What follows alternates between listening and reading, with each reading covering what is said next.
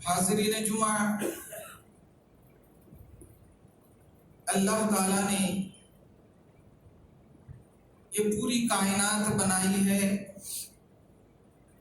اور بنا کر اس کے اصول بھی الگ الگ بنائے ہیں۔ مثال کے طور پر اللہ تعالیٰ نے ہمارے اوپر نماز کو فرض کیا، زکوٰۃ کو فرض کیا، حج کو فرض کیا۔ اس طرح جو دینی امور ہیں اور دیگر چیزیں ہیں، ان ساری چیزوں کو اللہ تعالیٰ نے ہمارے سامنے پیش کیا صحیح، لیکن ساتھ ساتھ سب کا الگ الگ ایک اصول بنایا۔ زکوٰۃ دینے کا اصول الگ، نماز پڑھنے کا اصول الگ، حج پڑھنے کا اصول الگ، یہ سب الگ الگ طریقے اللہ تعالیٰ نے بتلائے۔ اسی طرح یہ اللہ تعالیٰ کا گھر مسجد ہے۔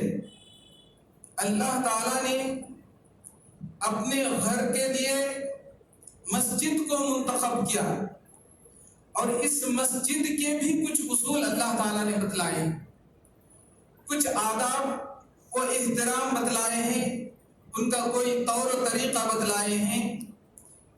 اسی طور و طریقہ کو، اس اصول کو، اس آداب کو میں آپ کے سامنے آج رکھنے جا رہا ہوں۔ ان کے بہت سارے آداب ہیں، مسجد کے تعلق سے بہت سارے اصول ہیں اور بہت سارے آداب ہیں۔ آئیے شروع کرتے ہیں گھر سے لے کر مسجد تک۔ جب ایک مؤذن اذان پکارتے ہیں تو چاہے ہم دکان میں ہوتے ہیں یا مکان میں یا پھر سیر و تفریح میں، اذان سنتے ہی ہمارے دل میں یہ بات کھٹک جاتی ہے کہ اذان ہو چکی، اب نماز کے لیے جانا ہے۔ تو نماز کے لیے جانے سے پہلے ہم کیا کرتے ہیں؟ وضو کی تیاری کرتے ہیں۔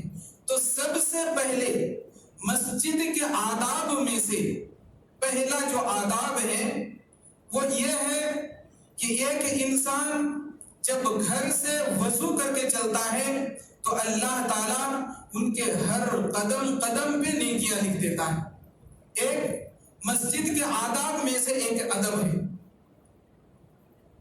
دوسرا آداب میں سے ایک ادب یہ بھی ہے کہ جب وہی بندہ مسجد کے دروازے میں داخل ہو جاتا ہے تو داخل ہوتے ہی کیا کرتے؟ سلام کرتے، اور سلام کرنے کے بعد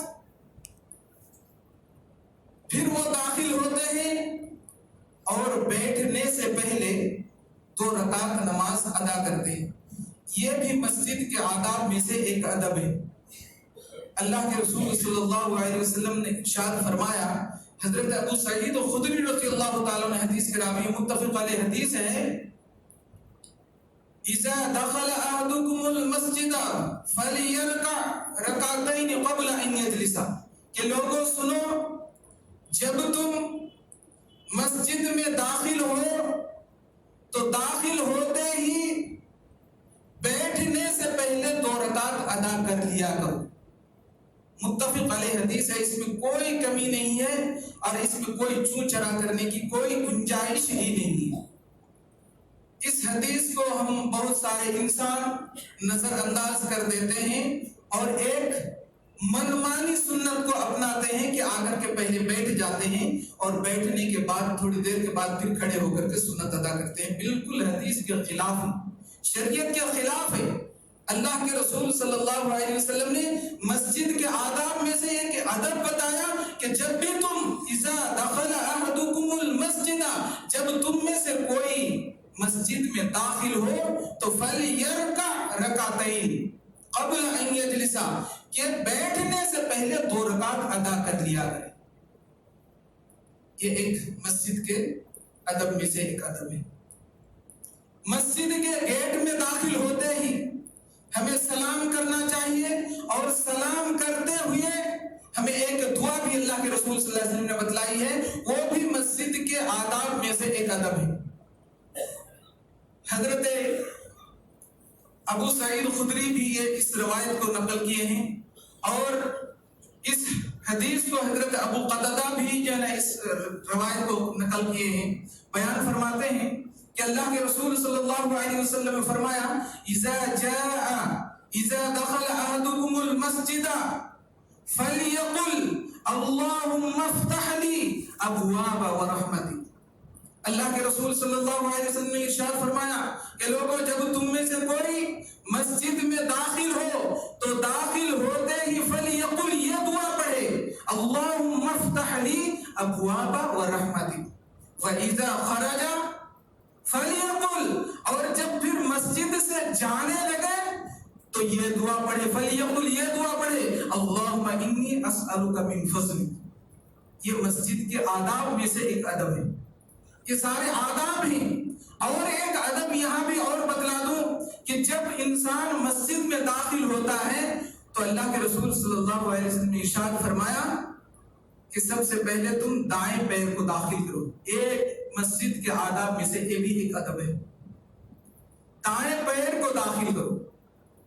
دائیں پیر کو داخل کرنا یہ بھی ایک سنت میں داخل ہے اور ادب میں سے ایک ادب ہے۔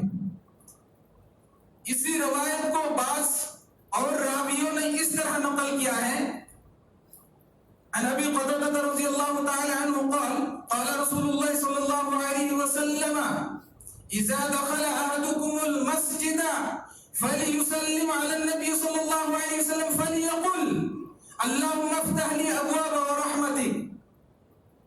حضرت ابو قتادہ رضی اللہ تعالی عنہ بیان فرماتے ہیں کہ رسول اللہ صلی اللہ علیہ وسلم نے ارشاد فرمایا کہ جب تم میں سے کوئی مسجد میں داخل ہو تو پھر کیا کرے؟ سب سے پہلے سلام کرے، سلام کرے، فلیقل، پھر اس کے بعد یہ دعا پڑھے، اللہم افتح لی ابواب رحمتک، وَإِذَا خَرَجَ، اور جب پھر جانے لگے، فَلْيُسَلِّمْ، پھر سلام کرے، پھر سلام کرے اور سلام کرتے ہوئے جائے، اور جب مسجد کے گیٹ سے باہر چلے جائیں تو اس وقت یہ دعا پڑھے، اللہم انی اسألک من فضلک۔ یہ دعا اللہ کے رسول صلی اللہ علیہ وسلم نے ہمیں سکھلائی۔ تو یہ مسجد کے آداب میں سے ایک ادب ہے۔ تو یہ مسجد کے آداب میں سے یہ سارے ادب ہیں۔ آئیے اس آیت کا ترجمہ سن لیتے ہیں، پھر بات آگے بڑھاتے ہیں۔ اللہ تعالیٰ کا ارشاد ہے، وَأَنَّ الْمَسَاجِدَ لِلَّهِ فَلَا تَدْعُوا مَعَ اللَّهِ أَحَدًا، کہ لوگوں سنو، مساجد اللہ کا گھر ہے، وَأَنَّ الْمَسَاجِدَ لِلَّهِ، یقیناً مساجد اللہ تعالیٰ کا گھر ہے، اللہ تعالیٰ کے لیے ہے، فَلَا تَدْعُوا مَعَ اللَّهِ أَحَدًا، تم اللہ تعالیٰ کے ساتھ کسی اور کو مت پکارو۔ ایسے مسجدوں میں آ کر اللہ تعالیٰ کے ساتھ کسی اور کو مت پکارو، خالص اللہ تعالیٰ کی عبادت کرو، اور اللہ تعالیٰ کی ہی عبادت کرتے ہوئے اسی کو پکارو، کسی غیر کو شامل مت کرو۔ اللہ تعالیٰ نے اس آیت کے اندر واضح کر دیا، خالص یہ اللہ تعالیٰ کا گھر ہے، اور خالص اللہ کو پکارنے کے لیے یہ مساجد بنائی جاتی ہے، اللہ تعالیٰ کو پکارنے کے لیے، ان کی عبادت و بندگی کرنے کے لیے، ان کی ذکر اذکار کرنے کے لیے اللہ تعالیٰ نے یہ مسجد کو اپنا گھر بنا دیا، اور گھر بنانے کے ساتھ ساتھ اسے پکارنے کا حکم دیا۔ اللہ تعالیٰ نے حضرت ابراہیم اور اسماعیل علیہ السلام دونوں باپ بیٹے کا ایک نقشہ کھینچا سورہ بقرہ کے اندر، آیت نمبر 125، وَإِذْ جَعَلْنَا الْبَيْتَ مَثَابَةً لِلنَّاسِ وَأَمْنًا وَاتَّخِذُوا مِن مَّقَامِ إِبْرَاهِيمَ مُصَلًّى، اور ہم نے بیت اللہ کو لوگوں کے لیے ثواب اور امن و امان کا جگہ بنا دی۔ وَإِذْ جَعَلْنَا الْبَيْتَ مَثَابَةً لِلنَّاسِ وَأَمْنًا وَاتَّخِذُوا مِن مَّقَامِ إِبْرَاهِيمَ مُصَلًّى، لوگوں تم مقام ابراہیم کو جائے نماز بنا لو۔ وَعَهِدْنَا الی ابراہیم و اسماعیل، اور ہم نے حضرت ابراہیم اور حضرت اسماعیل دونوں باپ بیٹے سے میں نے یہ وعدہ لیا، یہ عہد لیا، وعہدنا الی ابراہیم و اسماعیل ان طہر بیتی للطائفین، ان طہر بیتی، کہ تو میرے گھر کو صاف ستھرا رکھا کر۔ یہ بھی صاف ستھرا رکھنا مسجد کے آداب میں سے ایک ادب ہے۔ ان طہر بیتی للطائفین، کس کے لیے صاف ستھرا رکھا کر؟ طواف کرنے والوں کے لیے، والعاکفین، اور اعتکاف کرنے والوں کے لیے، والرکع السجود، اور رکوع اور سجود کرنے والوں کے لیے تم اس گھر کو صاف ستھرا رکھا کر۔ دیکھیے اس آیت کے اندر ایک بات غور کرنے کی ہے۔ آپ جانتے ہیں کہ بیت اللہ کو حضرت ابراہیم اور حضرت اسماعیل دونوں باپ بیٹوں نے ہی بنوایا تھا، اور بنوانے کے بعد اللہ تعالیٰ اس کے اوپر یہ حکم نازل کیا، یہ حکم لاگو کیا، وَعَهِدْنَا إِلَىٰ إِبْرَاهِيمَ وَإِسْمَاعِيلَ أَن طَهِّرَ بَيْتِيَ لِلطَّائِفِينَ وَالْعَاكِفِينَ، کہ ابراہیم اور اسماعیل تم میرے گھر کو صاف ستھرا رکھا کر، صاف ستھرا رکھا کر۔ ذمہ دار کون ٹھہرے؟ حضرت ابراہیم اور اسماعیل، بنانے والے دونوں باپ بیٹے تھے۔ اس سے ایک مسئلہ نکلتا ہے، مسئلہ یہ ہے ذمہ دار وہ تھے، بانی وہ تھے، متولی وہ تھے، اس لیے اللہ تعالیٰ نے ان کی طرف نسبت کرتے ہوئے، ان کی طرف اشارہ کرتے ہوئے کہا کہ تم اس گھر کو صاف ستھرا رکھا کرو۔ کن کے لیے؟ اعتکاف کرنے والوں کے لیے، طواف کرنے والوں کے لیے، رکوع اور سجود کرنے والوں کے لیے۔ تو جتنے بھی دنیا کے اندر مساجد ہے، ہر مساجد کے جو ذمہ دار ہیں ان کے اوپر یہ حکم لاگو ہوتا ہے کہ وہ بھی مسجد کے دیکھ ریکھ کریں، ان کے نگرانی میں جو کام کرتے ہوں کہ وہ صحیح ڈھنگ سے کام کرتے ہیں یا نہیں، یہ ان کی ذمہ داری ہوتی ہے کہ وہ برابر نظر رکھیں اور صاف ستھرائی کے اوپر دھیان دیں۔ یہ بھی ایک مسجد کے آداب میں سے ایک ادب ہے، اور یہ امن امان کی جگہ بھی اللہ تعالیٰ نے قرار دی۔ وَإِذْ جَعَلْنَا الْبَيْتَ مَثَابَةً لِلنَّاسِ وَأَمْنًا، کہ ہم نے لوگوں کے لیے یہ بیت اللہ کو ثواب اور امن امان کی جگہ قرار دی ہے۔ اور واقعی یہ مسجد اللہ تعالیٰ نے امن اور سکون کی جگہ بنایا۔ ایک انسان ہے جب گھر کے اندر بے چین ہو جاتا ہے، اپنے بال بچوں سے بے چین ہو جاتا ہے، وہ مسجد کی طرف رجوع کرے، وضو کرے، 2 رکعت نماز پڑھ کر کے اللہ سے دعائیں مانگے، انشاءاللہ ان کے دل کے اندر سکون اور سکینت نازل ہو جائے گا۔ سکون دیا ہے مسجد کے اندر اللہ تعالیٰ۔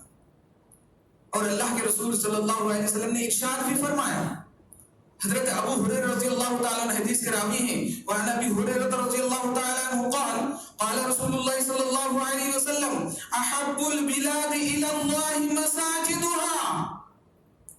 حضرت ابو ہریرہ رضی اللہ تعالیٰ عنہ بیان فرماتے ہیں کہ اللہ کے رسول صلی اللہ علیہ وسلم نے ارشاد فرمایا کہ دنیا کی ساری زمینوں میں سے بہترین زمین یا بہترین جگہ، دنیا کی ساری جگہوں میں سے سب سے بہترین جگہ تمہارے مساجد ہیں۔ اللہ تعالیٰ کے نزدیک سب سے بہترین جگہ، دنیا کی سب سے بہترین جگہ مساجد ہے۔ وَأَبْغَضُ الْبِلَادِ إِلَى اللَّهِ أَوْسَاطُهَا، اور دنیا کے سب سے بدترین اور سب سے گھٹیا اور سب سے کم تر اگر جگہ ہے تو وہ تمہارے بازار ہیں۔ اللہ کے رسول صلی اللہ علیہ وسلم کا یہ فرمان ہے۔ تو پتہ یہ چلا کہ بازار کو اللہ تعالیٰ نے، اللہ کے نبی صلی اللہ علیہ وسلم نے گھٹیا کہا، یعنی بدتر کہا، اور سب سے بہترین جگہ دنیا کے اندر، سب سے بہترین جگہ اس مسجد کو قرار دیا۔ جتنے بھی مساجد دنیا کے اندر ہیں، یہ مساجد سب سے بہترین جگہ، اس لیے یہ جب بھی کوئی انسان مسجد کی طرف رجوع کرتا ہے، مسجد کی طرف آتا ہے، وضو کرتا ہے، نماز پڑھتے ہیں، اور نماز پڑھنے کے بعد پھر اللہ سے دعائیں مانگتے ہیں، انہیں سکون حاصل ہوتا ہے، سکون حاصل ہوتا ہے، اور چہرے کے اندر رونق آ جاتا ہے۔ جو انسان نماز نہیں پڑھتے ان کے چہرے کے اندر رونق بھی نہیں ہوتی. صبح 8 بجے 9 بجے 10 بجے وہ اپنے بستر چھوڑتے ہیں. آپ اس کو اندازہ کر لیجئے گا جو فجر کی نماز چھوڑ کر کے دیر سے وہ جاگتے ہیں ان کی آنکھیں اور ان کا چہرہ سوزا ہوا رہتا ہے. لیکن اسی کے برعکس جو فجر کی نماز میں آتے ہیں ان کا چہرہ کھلتا ہوا نظر آتا ہے, ان کے چہرے پر رونق ہوتا ہے, ان کے چہرے کی رونق اور خوبصورتی بڑھ جاتی ہے. یہ فجر کی نماز کی وجہ سے, نماز پڑھنے سے رونق بڑھتا ہے. کیونکہ سجدہ ریز جب ہوتے ہیں تو ہماری خون کی جو گردش ہے وہ گردش ہمارے چہرے کے اوپر آتا ہے. ایک انسان جب سجدے میں چلا جاتا ہے سارے خون چہرے کے اوپر آتا ہے, اسی میں ان کی صفائی ہوتی ہے, چہرے پر رونق بڑھتا ہے. محترم سامعین, بات چل رہی تھی ادب و تہذیب کی, مسجد کے آداب میں سے, تو میں یہ عرض کر رہا تھا کہ اللہ تعالیٰ نے صاف صفائی کے تعلق سے بھی اپنے دو حبیب, دو خلیل حضرت ابراہیم اور حضرت اسماعیل علیہ السلام کو مسجد کی صاف صفائی کے لیے حکم دیا. تو ہمیں مسجد کی صاف صفائی کے اوپر بھی ہمیں دھیان دینا ہے. صاف صفائی کرنے والے کے اوپر بھی اللہ کے رسول صلی اللہ علیہ وسلم نے ایک بہت بڑی خوشخبری سنائی. مسجد نبوی میں ایک عورت مسجد کی صاف صفائی کیا کرتی تھی, خدمت کیا کرتی تھی. اچانک ان کا فوت ہو جاتا ہے, انتقال کر جاتی ہیں.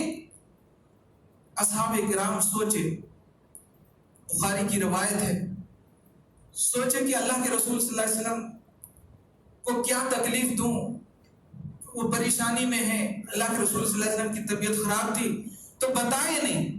اصحاب مل کر جا کر کے ان کو دفنا دیے. چند روز تک گزر گئے, اللہ کے رسول صلی اللہ علیہ وسلم کو نظر نہیں آیا, وہ عورت نظر نہیں آئی. اللہ کے رسول صلی اللہ علیہ وسلم نے پوچھا کہ ارے وہ خادمہ کہاں گئی ہے, وہ خادمہ کہاں گئی ہے جو مسجد نبوی کی صاف صفائی کیا کرتی تھی. تو اصحاب میں سے کسی نے کہا کہ اللہ کے رسول ان کا تو انتقال ہو چکا ہے. اللہ کے رسول صلی اللہ علیہ وسلم بڑے تعجب میں پڑ گئے کہ مسجد کے خادمہ جو مسجد کی صاف صفائی کیا کرتی تھی, خدمت کیا کرتی تھی, اور ان کا انتقال ہو جاتا ہے اور تم لوگ جا کر کے دفنا بھی دیتے ہو اور مجھے خبر نہیں کرتے ہو. اللہ کے رسول صلی اللہ علیہ وسلم چند اصحاب کو ساتھ لیتے ہیں اور ان کی قبر پر پہنچ جاتے ہیں. اس تعلق سے کئی روایت ہے. اللہ کے رسول صلی اللہ علیہ وسلم, پہلی روایت, اللہ کے رسول صلی اللہ علیہ وسلم اس خادمہ عورت کی قبر پر اللہ کے رسول صلی اللہ علیہ وسلم نے جا کر کے نماز جنازہ پڑھی اور پھر دعائے مغفرت بھی کی. اور ایک دوسری روایت میں آتا ہے کہ اللہ کے رسول صلی اللہ علیہ وسلم نے ان کی قبر میں جا کر کے دعائے مغفرت کی. اور ایک تیسری روایت میں آتا ہے کہ اللہ کے رسول صلی اللہ علیہ وسلم نے ایسا کہا کہ وہ مسجد کے خادمہ جو خدمت کیا کرتی تھی میں نے انہیں جنت میں دیکھا. اللہ اکبر. یہ صاف صفائی خدمت گزار کی فضیلت اللہ کے رسول صلی اللہ علیہ وسلم نے بتائی. تو ہمیں یہ بھی کوئی ضروری نہیں جو مسجد کا خادم ہے اسی کے اوپر سارا بوجھ ڈال دیں. کبھی کبھی ہمیں بھی ہاتھ لگا دینا چاہیے, کبھی کبھی ہمیں بھی ہاتھ لگا دینا چاہیے. ایک بار تو اللہ کے رسول صلی اللہ علیہ وسلم بذات خود مسجد کے دیوار میں کچھ دھبے دیکھے. بخاری مسلم کی روایت پیش کر رہا ہوں. کچھ دھبے دیکھے دیوار کے اوپر. اللہ کے رسول صلی اللہ علیہ وسلم خود بذات خود اپنے دست مبارک سے اس دھبے کو رگڑ کر کے صاف کر دیا. تو اس سے کیا نصیحت ملتی ہے کہ ہمیں بھی کبھی کبھی ساتھ دینا چاہیے. کبھی کوئی کوڑا کرکٹ پڑے ہوئے ہو تو اس کو اٹھا کر کے پھینک دینا چاہیے. یہ نہیں کہ ہر بات پر مؤذن کو, خادم کو ہی بلائیں اور ان کو ڈانٹ ڈپٹ کریں, یہ بھی نہیں. اللہ کے رسول صلی اللہ علیہ وسلم نے یہاں تک ایک ارشاد فرمایا کہ جو نماز پڑھتا ہے, نماز کے لیے مسجد میں آتا ہے, وہ اللہ تعالیٰ کا مہمان بن جاتا ہے. اور جب وہ اللہ تعالیٰ کا مہمان بن جاتا ہے, وہ انسان کسی کے انڈر میں بھی کام کرے تو اس کے اوپر سختی بھی نہیں کرنی چاہیے. سختی ہے وہ اللہ تعالیٰ کا مہمان ہے. اگر وہ دکان میں کام کرتا ہے تو انہیں سہولت دینی چاہیے, نماز کے وقت انہیں چھٹی دے دینی چاہیے, ان کے اوپر بوجھ زیادہ ڈالنا نہیں چاہیے. یہ نمازی کے اوپر اللہ کے رسول صلی اللہ علیہ وسلم نے اتنا احسان کیا. تو محترم سامعین, یہ مساجد کے آداب میں سے ادب پیش کر رہا ہوں میں آپ کے سامنے. آئیے آج ہمارے ماحول و معاشرہ میں کیا ہوتا ہے.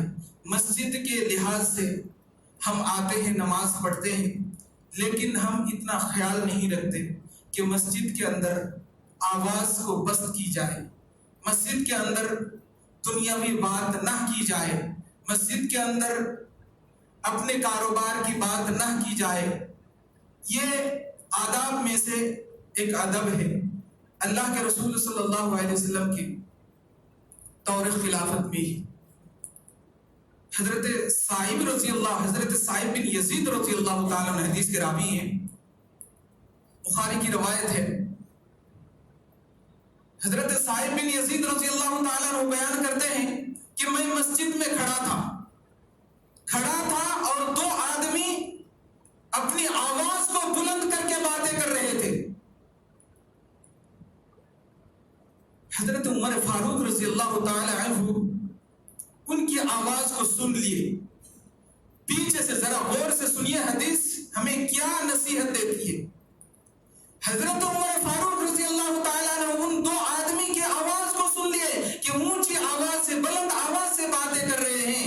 حضرت عمر فاروق رضی اللہ تعالی عنہ نے پیچھے سے حضرت صائب بن یزید رضی اللہ تعالی عنہ کو ایک چھوٹی سی کنکری مار کر اشارہ کیا. جیسے کنکری پیچھے سے ایسے مارا تو ان کے پیٹھ میں جا کر کے وہ کنکری پڑی. تو جیسے ہی پیچھے مڑ کر کے دیکھا حضرت صائب بن یزید رضی اللہ تعالی عنہ تو دیکھے حضرت عمر فاروق رضی اللہ تعالی عنہ ہیں.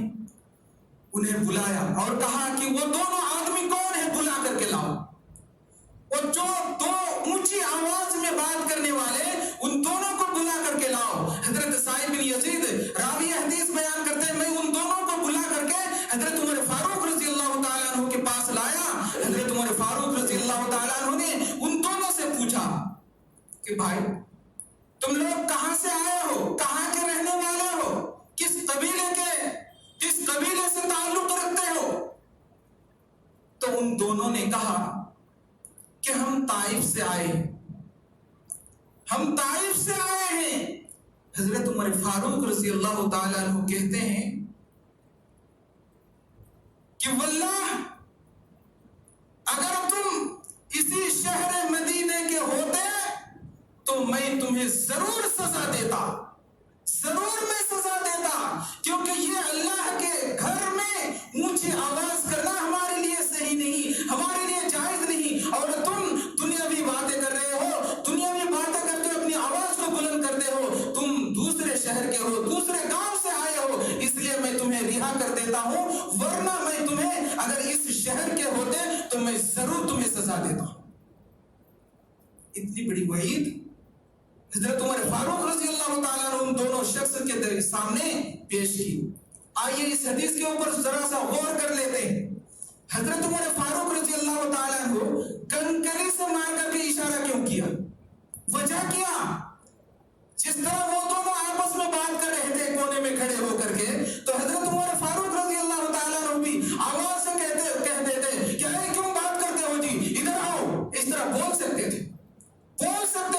یہ حضرت صائب بن یزید رضی اللہ تعالیٰ عنہ جو حدیث کے راوی ہیں انہیں بھی اے صائب ادھر آؤ, ان دونوں کو بلا کر کے لاؤ, ایسا بھی کہہ سکتے تھے, لیکن کہا نہیں. اگر کہتے تو ان کے اندر بھی زیادتی ہو جاتی, ان کی آواز بھی اونچی ہو جاتی. اس لیے آواز کو پست رکھنے کے لیے انہوں نے مصلحتاً ایک چھوٹی سی کنکری لی اور ایسے پھینکا, اشارے سے بلایا, آواز نہیں نکالا, منہ سے آواز نہیں نکالا, بلکہ اشارے سے بلا کر کے ان دونوں کو بلا کر کے پھر انہیں سمجھا دیا.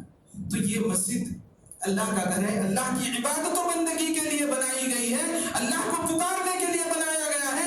اس لیے ہمیں دنیا کی بات کرنے سے گریز کرنا چاہیے, پرہیز کرنا چاہیے.